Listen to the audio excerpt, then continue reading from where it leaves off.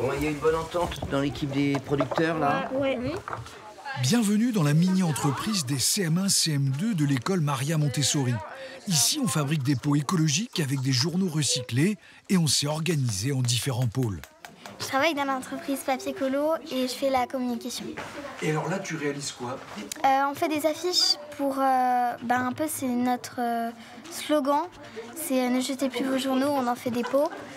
Il a aussi fallu donner un nom à cette entreprise. Ce sera Papier Écolo. Ça veut dire l'école, les papiers et l'écologie. En effet, ces pots sont 100% recyclables grâce à une colle à base de farine. Et c'était important pour concourir sous le label Production et Engagement Citoyen. On a pris l'engagement citoyen, qu'il faut tout le temps recycler et qu'il faut faire attention, quoi.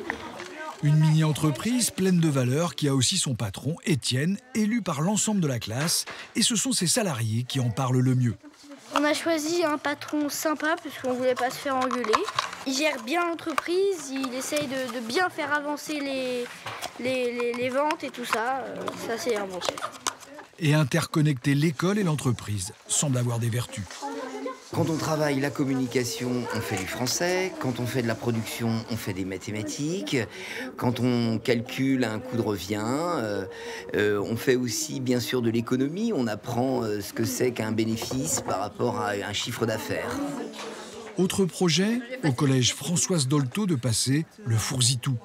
Ici, ce sont une quinzaine d'élèves de 3e qui ont décidé de relever le défi de la mini-entreprise. Épaulés par 2 professeurs, ils ont fabriqué un chouchou original.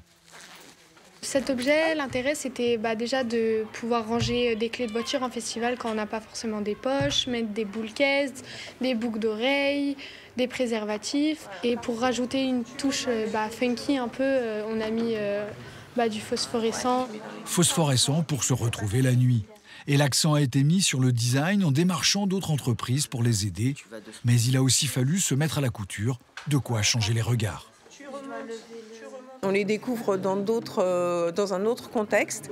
On découvre des personnalités. On voit que certains peuvent ne pas être à l'aise dans un contexte scolaire classique et puis se révéler en mini-entreprise. Ça m'a appris beaucoup de choses, le marketing, comment s'exprimer à l'oral, etc.